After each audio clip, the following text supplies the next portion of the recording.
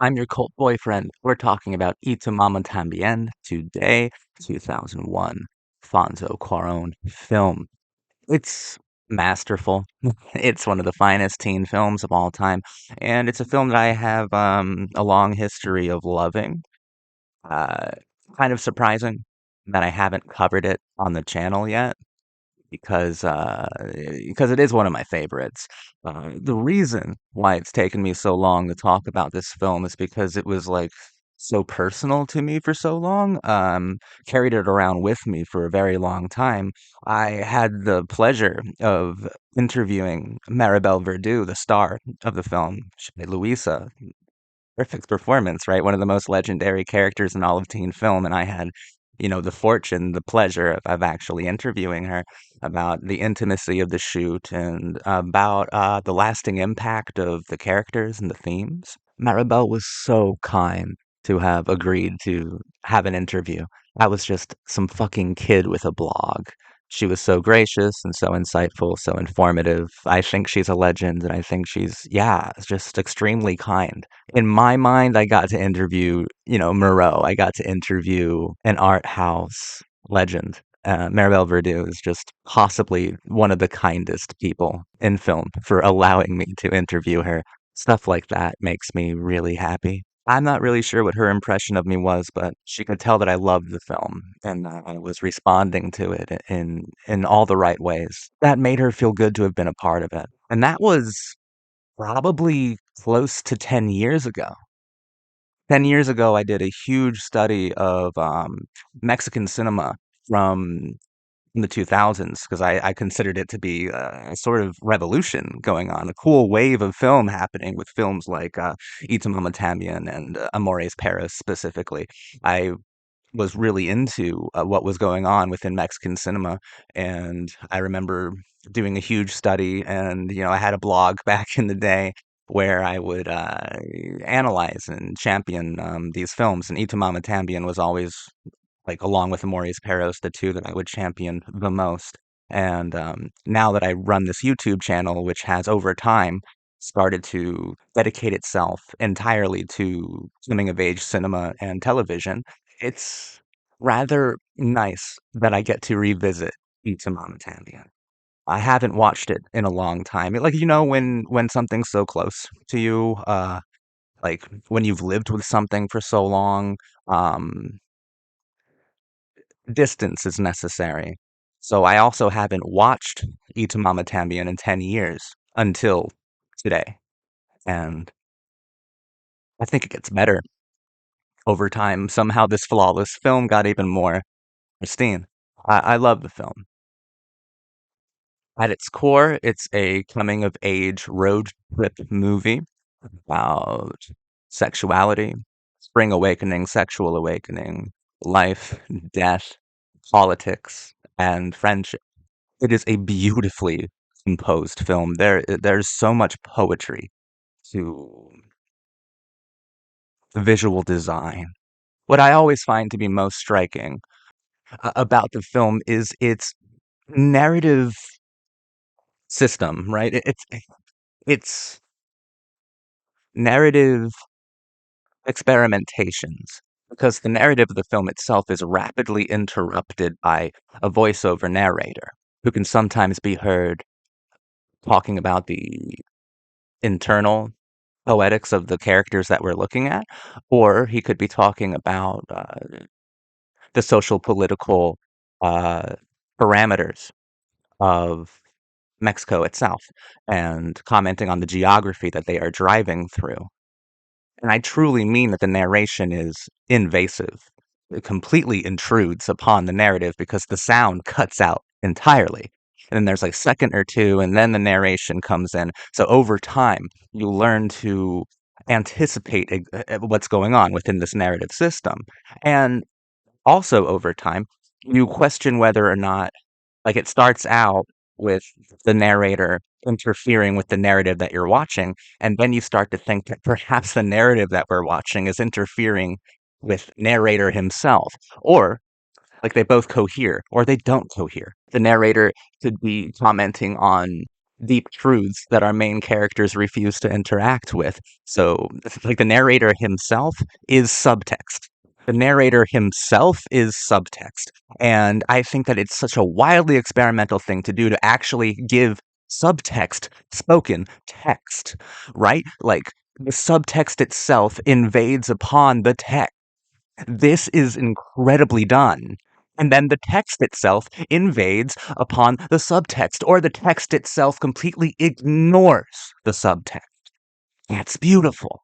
Through the trappings of the road trip coming of age genre, we are able to engage directly with um, the social political geography, climate of Mexico, and also with the secretive emotional terrors of our characters, these finely cut traces of dignity that navigate a shared identity. To note, Julio and Luisa are going to a beach that Tenoch and Julio don't even know exist called Heaven's Mouth, and their stoner friend Saba gave them directions that are asinine and completely contradict each other. But what they really want to do is fuck Luisa because she's this super sexy, incredibly gorgeous and sensual older woman who is secretly dying. She has cancer for the whole movie. She dies a month after the story that we see within the movie. At the ultimate heart of this film are some of the most beautifully rendered, expressed, queer themes of all time. I remember this movie was circulated when I was 13. Like bunch of my friends watched it, like teenagers actually did watch this movie, and I think it spoke to us in a lot of different ways. I remember that this was the first movie I ever saw where the sex scenes didn't seem, you know, particularly passionate. They seemed clumsy and foolish and disastrous, right? They seemed to be lacking feeling and pleasure. Like it's really cool. And the queer themes of the film, the dynamic between Julio and Tenoch, stirred something very deep within my soul. I think one of the most powerful moments in all of teen cinema certainly is when Luisa is pleasuring the two boys and they stand over her and they start to kiss. That to me is explosive. That to me is the most passionate scene of physical tenderness in the entire film, and it spells doom for their friendship because they meet once more and then they will never meet again. Julio is from a lower class family, whereas Tenoch is a yuppie. And sometimes when they're pushed to their limits, they will ridicule each other over their social standing. Luisa herself seems to be this kind of muse-like figure who transcends not only the text and the subtext, but transcends the film itself. She is incredibly alive in a way that Truffaut's women were incredibly alive. I feel a lot of Francois Truffaut here, and I think that Maribel Verdú is up there with a Jean Moreau, right? I feel like she's just as powerful as Catherine from Jules and Jim, which I think is rather beautiful. The visual design of the film is in a constant dialogue with geography and with politics and with sexuality. And if we're opening up a dialogue with the sexuality contained in Y tu mamá también, we are talking about kind of catastrophic sexualities, right? We're talking about a woman on her deathbed wanting desperately to be felt or to feel or to possess something. Or we're talking about a gay love story that could never actually come to true fruition because of deeply ingrained homophobic standards of thought within Mexican youth culture. We are talking about a lot of different things, and the visual design is a constant interplay, a constant dialogue with geography, politics, and sexuality, and it's just remarkably sequenced, photographed, and represented. It is such an important film. Not just for Mexican cinema, not just for coming of age cinema, and trust me, it's fucking mammoth in its importance in both of those categories. It's a massively important film for me right? I'm gonna be selfish. I don't care. This film is my movie. This is my film, and it means so much to me, and I identified so much with it when I was actually a teenager, when I was actually growing up and um trying to figure out things about, yes, about my geography, about my politics, and about my sexuality. And Eat to Mama Tambien absolutely guided me in helpful and artful ways to approach sincerity within myself, to try to bridge the text and the subtext that exists within me, the inner monologue that constantly invades on the narrative that I'm pursuing in my actual existence.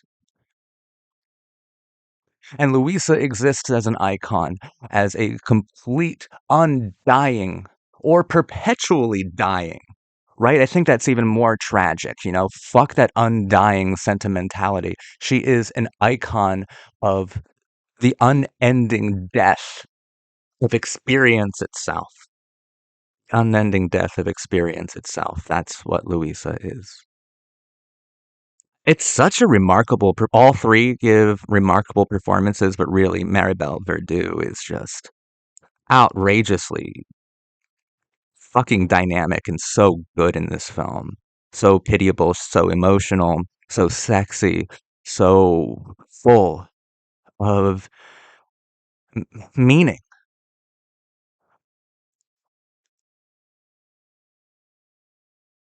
She overflows with poetry, both physical and spiritual, and I love that character to death. Yeah, I spent a long time obsessed with this film. And perhaps if you had talked to me 10 years ago or so, I would have droned on for hours, would have waxed poetic for days and days on end about how much I loved the movie. I'm a bit older now. I love it just as much. And I think the film gets better and better. But when I was younger, a character like Louisa would cause me to babble nearly incoherently with love. Now I'm more mature and the character is making me more speechless, kind of stealing my words and making them hers. This film has stolen all of my words, and I have no more to give.